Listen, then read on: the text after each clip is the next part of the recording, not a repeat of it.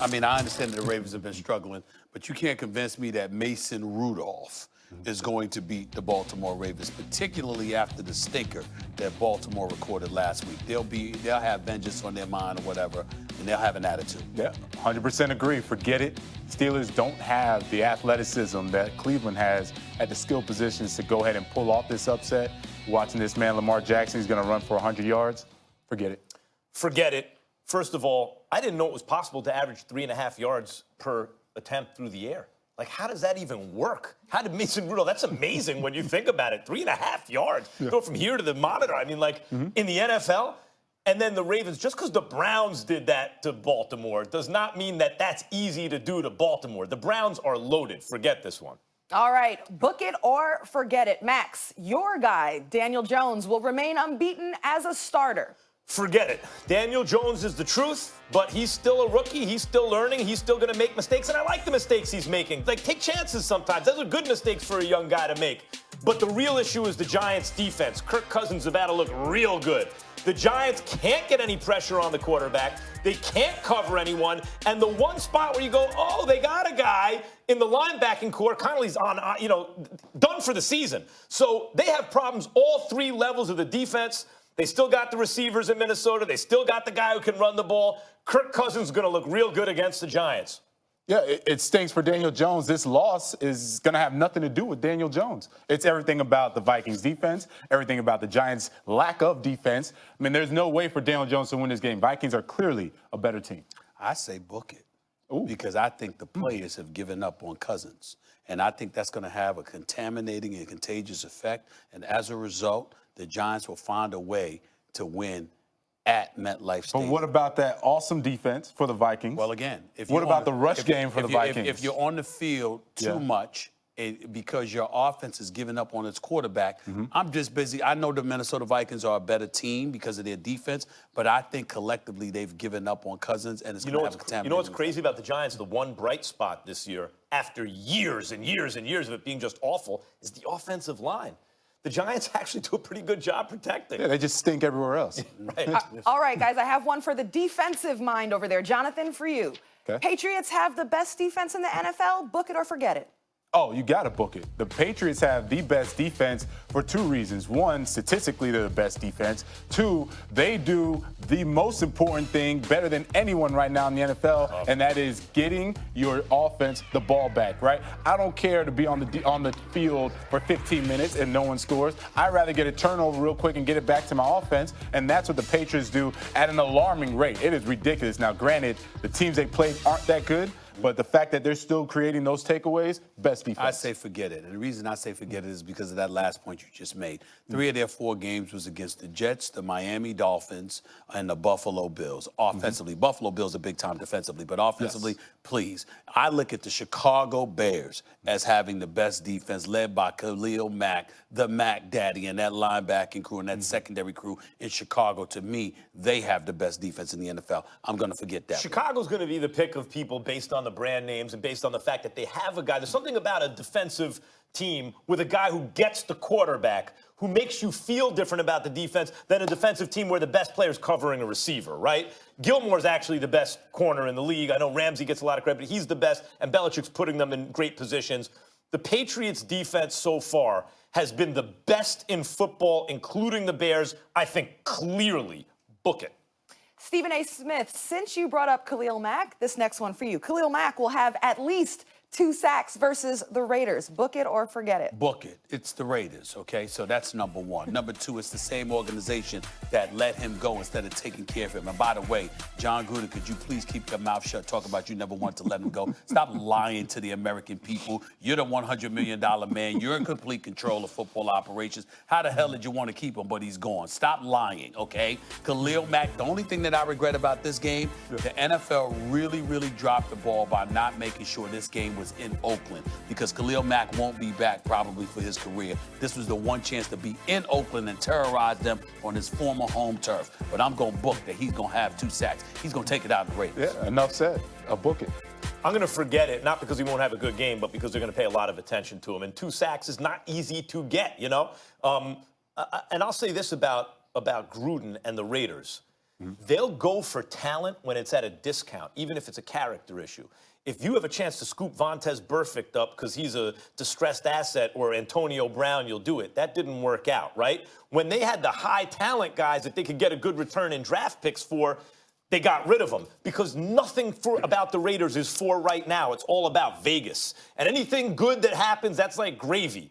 So I understand what you guys are saying. I'll say forget it because they will be paying a lot of attention to Khalil Mack, who they should not have let go. Book it or forget it. Max, Kyler Murray will get his first career win versus the Bengals. Yeah, sure. Why not? Book it. The Bengals have been real bad.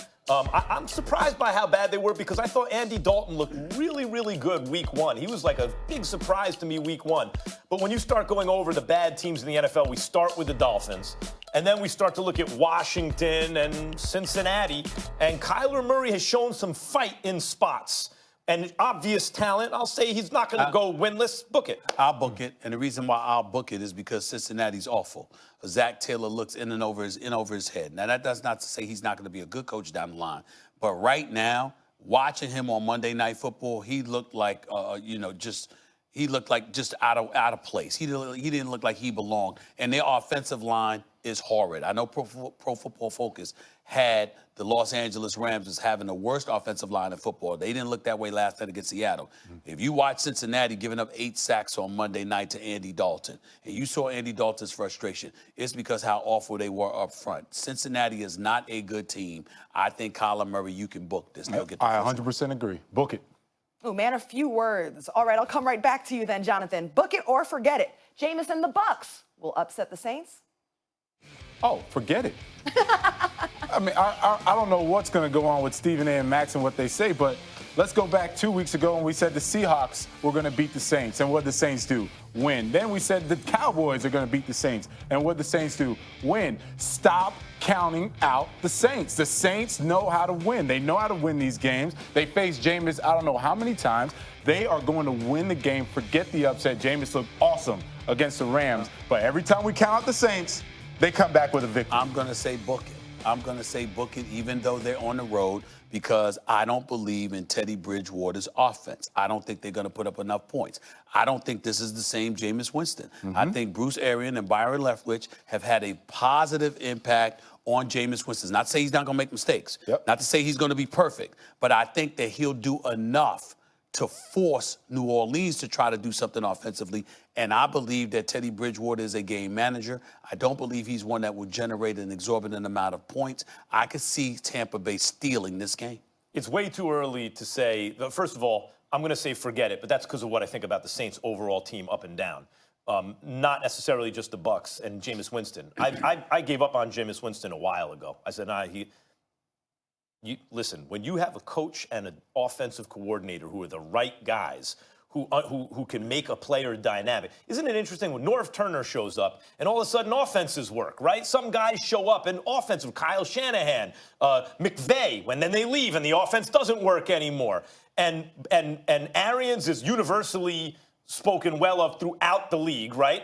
And Leftwich might be one of those guys, handpicked by Arians and doing a great job with Jameis Winston, who looks fantastic. But the Saints, top to bottom, are too good for the Bucs.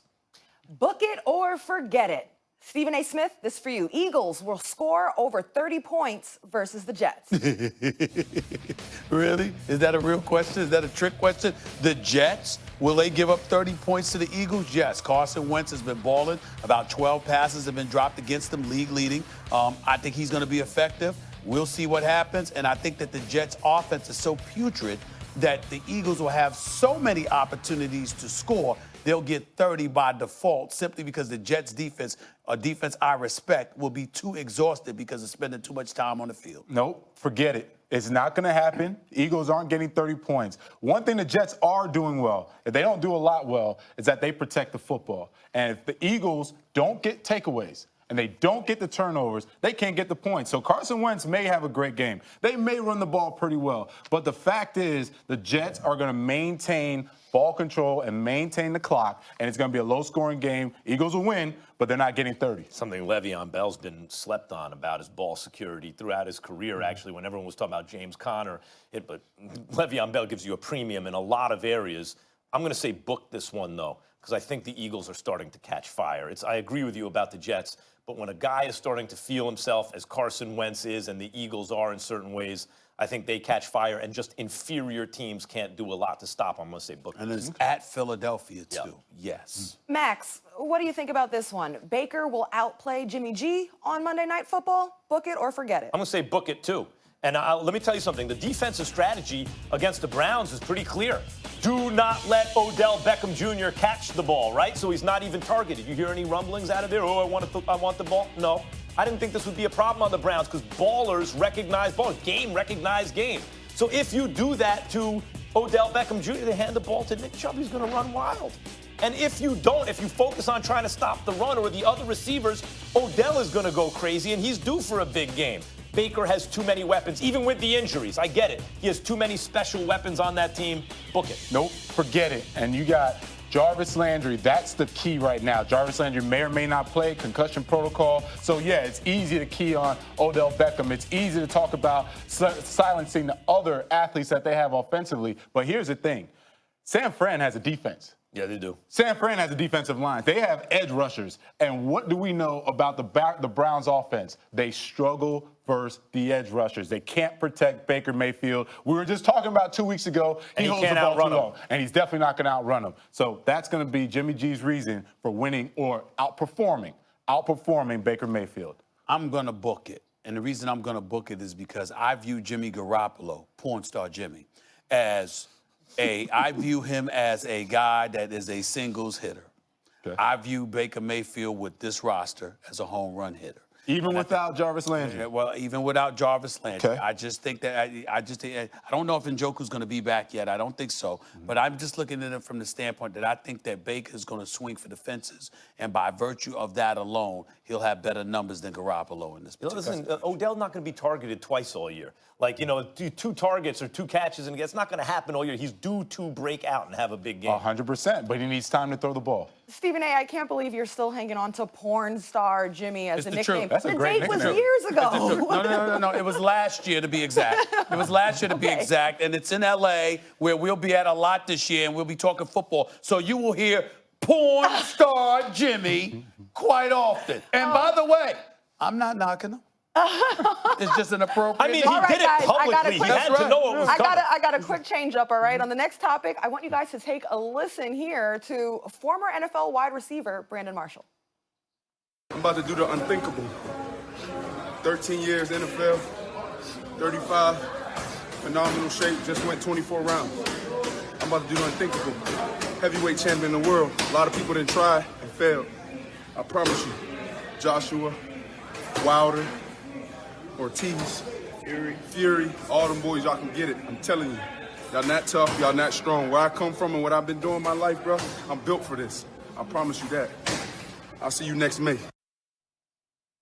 Brandon Marshall, Max, book it or forget it. Brandon Marshall will be a legit heavyweight contender. Like amnesia. Like, forget it, like dementia. Like, forget it all the way. He doesn't have the muscle memory from an amateur career, a long pro career experience. So even if he's athletic and he gets in exchanges, forget about the top of the division. The next level or 2 down, he is not ready for, not even a little bit. Love you, Brandon. Love the fact that he has a passion for boxing. Right. But you can forget this I all love the way. the guy. If you know Brandon Marshall a little bit, you got to love him. I love him. He's a really great guy. And I'm really hoping that he's playing around, that he's not serious, because I don't want to see him get hurt. And I echo what Max says. But more importantly than that, I don't know if you've ever felt this way, Max, I'm tired of folks disrespecting the game. Exactly right. It's like, Yes. these guys have been boxing since they were kids. Max alluded to the muscle memory. So you think after all of these years you playing football, you're just going to step in a squared circle and go against professionals who have been doing this for years. The muscle memory you lose the technique, everything. It is disrespectful to the game, and he's going to go in there and he's going to get his head knocked off. I 100% agree. That's exactly the point I wanted to make. You can't disrespect sports that way. I can't go in and say, now all of a sudden I want to play baseball, I want to box. And it's not even just box at an amateur level. He's talking about the best of the best. You don't do that. It's disrespectful.